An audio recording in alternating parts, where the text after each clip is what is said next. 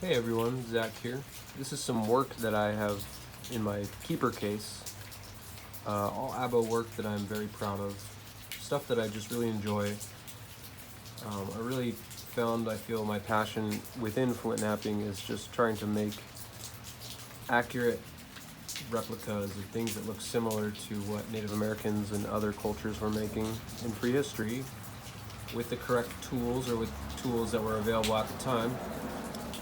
And come along with me as I do a little show and tell here on this rainy day.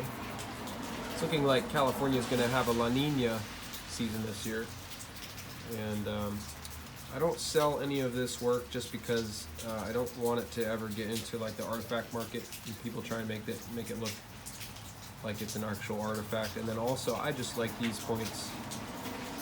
I do, however, give some away to some of my good friends or trades.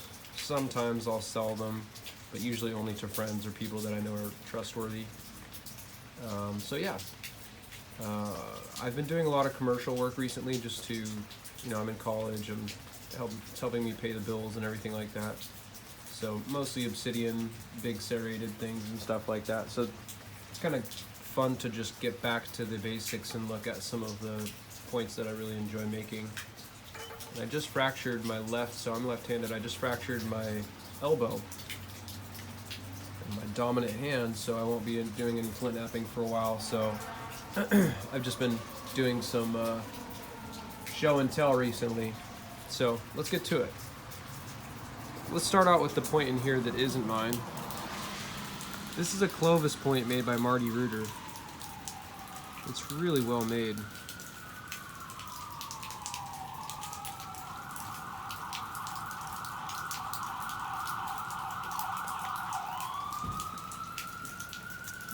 And this is Mojave agate, and it's not heat treated, it just looks like that. That's just how it is. And this piece just has so much going on in it. I found it and I thought, and I started chipping it. I chipped it into a preform and I was holding it over the garbage can thinking I couldn't make anything out of it, just ready to throw it in. And I just thought, that there is a fighting chance in this piece, and I sent it to Marty and he pulled that out of there.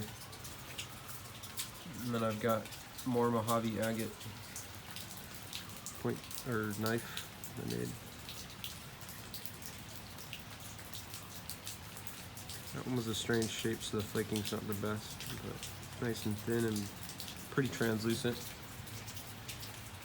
Franciscan chert butterfly crescent. That was a really solid, beautiful piece. Franciscan chert is good if you can get it solid, and that quality is really good. This is a Napa black obsidian.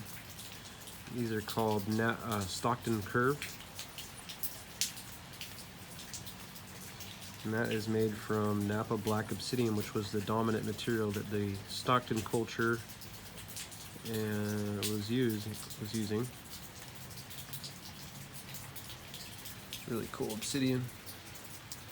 This is a Cobden chert from Illinois. Madison point, triangular. Hammerstone, and then directly to whitetail pressure flaking with a little bit of hammerstone flakes on the base there. That thing fought me a whole way. And then this is, my friend went to Texas and he was just on the side of the road near, I guess, somewhere in the hill country, and I said, send me some flint. And he sent me a big piece of, it was really long and it was really strangely shaped, but it was this rock right here, and I heat treated it, so it made a late archaic Texas kind of, I forget what these are called, knife kind of thing. Focus on that guy. The work on this is almost all vertical punch with a whitetail deer antler, and then I straighten the edges with pressure flaking. This is probably my favorite point that I've made right now.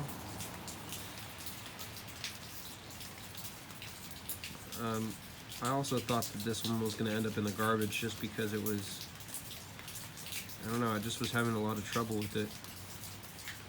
I punch notched it with deer antler, and that video is actually on my Instagram.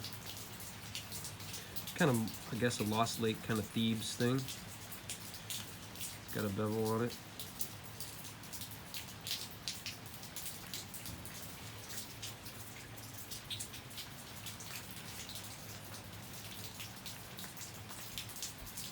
Bolin bevel.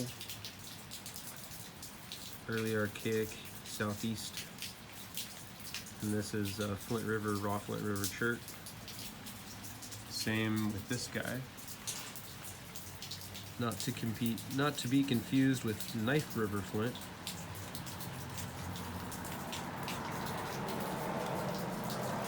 The bevel on that one's pretty strong.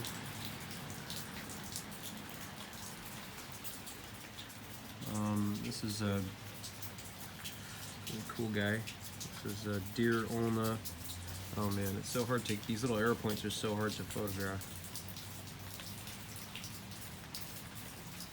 It's kind of a greenish obsidian.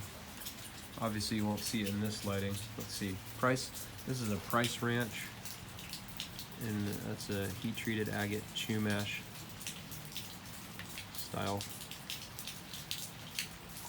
Really cool speckled agate. Some of these I won't talk about just because I don't really feel that it's worthy. But this is a cottonwood or Canalino triangle.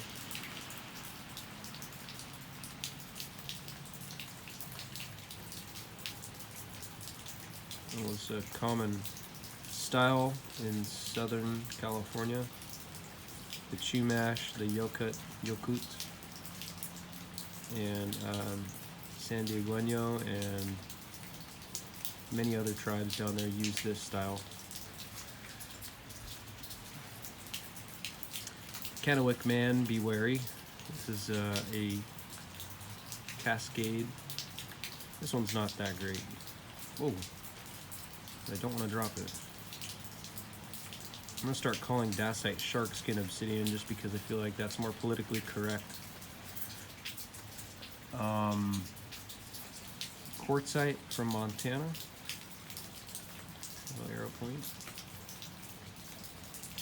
Yeah, it's pretty cold out here. We're getting a lot of rain. I'm really happy. Rain is rare in California these days. We'll take all we can get. This is almost diminutive arrow point. It's a small little guy made out of Napa obsidian.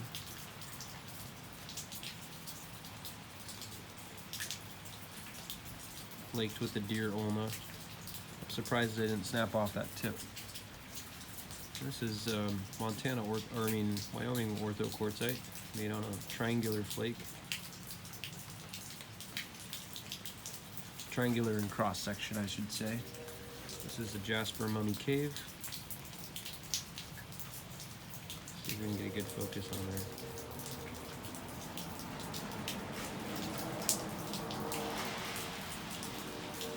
Hammerstone work on the back. Alabates Garza. So many of these small arrow points I flaked with the same deer ulna that I still have. I've been getting so much usage out of it. Sonora. This is either Sonora or high grade Kentucky hornstone, one of the two. Early archaic kind of thing. That's on my Instagram. The reduction of this piece is on my Instagram, deep down. What have I not talked about? Some of these smaller guys. This is what's that stuff? Kaolin, not Burlington. Kaolin. A kaolin scalorn, and then you want to talk Arizona point styles or New Mexico. You got these little guys, the Southern Series side notch points. That guy's really small. Jasper is super cool. Put some little serrations. Seen some with the serrations down in the base there. This thing is, I don't even know what the hell is going on with this thing, but I thought it was cool. Yellowish orange, yellowish green jasper. And some of these don't deserve to be spoken of. Oh, but this one does. This is a replica of a point that's in the Santa Clara, Santa Clara Mission. And it is a Franciscan Chert Desert Series point. Whenever I make these arrow points, I always try and get the tips nice and straight. That's probably my biggest pet peeve is I don't like making, if my arrow point ends up with a curved tip, I don't like it. I think I've spoken about everything that I wanted to talk about. Oh, this is pretty cool. I'll talk about this one. This will be the last one. This is a Desert Series point made on a flake. Super translucent obsidian. That one is slightly curved, as many of them were. But yeah, it's a cool point.